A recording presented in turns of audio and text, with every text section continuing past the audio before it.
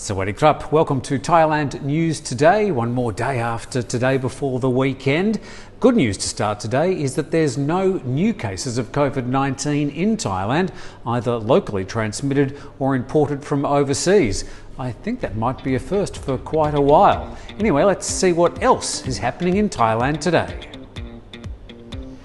The wheels on the bus go round and round, but not for foreigners in Thailand on the state-owned transport company Intercity buses.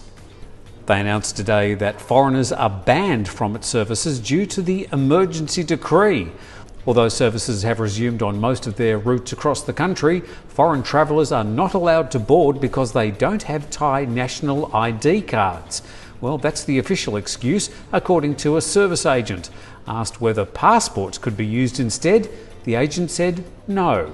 It's the company policy, sorry for any inconvenience.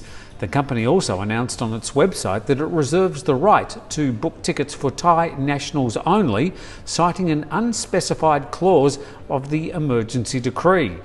Private operators Nakhonchai Air and Sombat Tour say foreigners are welcome on board. But Thaiger has had 4 messages in the past week saying they were unable to buy tickets on board Sombat Tour buses. The message from a New Zealand expat who tried to board a Sombat Tour bus last week said, "I wanted to go and visit my friend in Bangkok, and she went ahead and booked a ticket from Chiang Mai to Bangkok.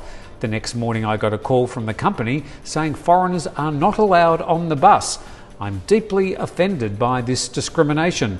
I've been in Thailand well before COVID-19 arrived. Does this mean I can't travel on planes also?" The State Railway of Thailand also says that foreigners are welcome on board for their long-distance trains.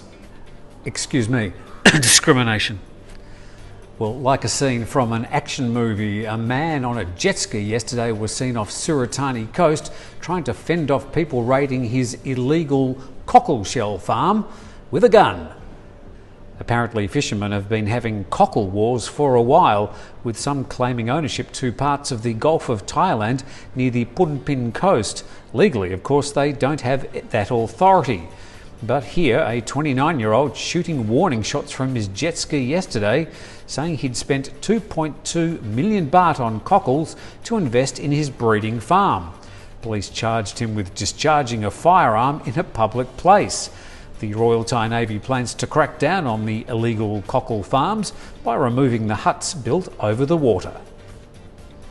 A leading economist is predicting that the Thai economy will shrink by 8.9% this year. Despite things starting to reopen in the country, that's a lot higher than previous predictions.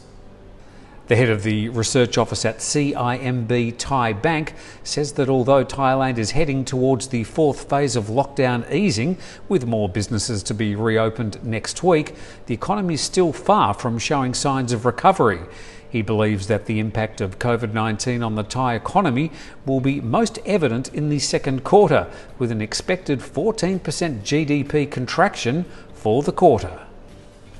The Thai government once again capped the number of expats that can apply for permanent residency in 2020 at 100 per nationality.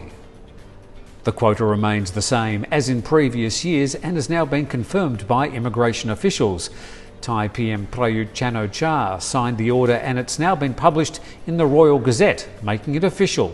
For people living in Thailand with a stateless status, the limit's been lifted to 150 people from places like Myanmar and Laos.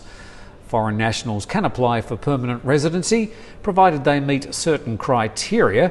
That includes holding a work permit for the last 3 years prior to application, working for the same organisation for at least a year before application, and earning at least 80,000 baht a month for the previous 2 years. Applicants must also be able to understand and speak the Thai language. I think I fail at the last hurdle. And police in the southern province of Suratani say they've found CCTV footage of a Ukrainian woman just before she was murdered on Koh Samui. Authorities say the footage shows her on the same day she was reported missing. The 32-year-old was found dead earlier this week in a case police suspect involves foul play. Koh Samui police say that the route the woman took is traceable to the spot where her body was found.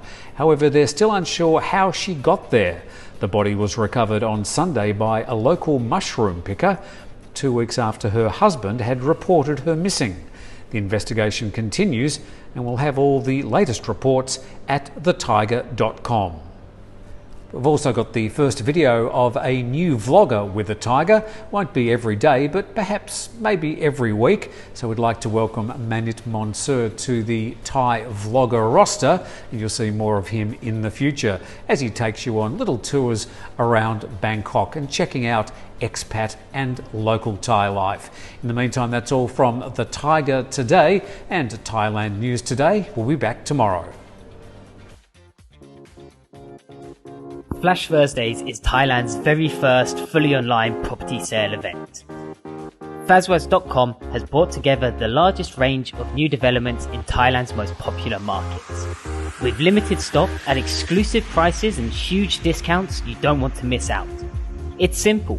Sit in the comfort of your own home on June 18th and all day long we will bring you the best discounts available. Secure the unit you want by paying the reservation fee online using your credit card.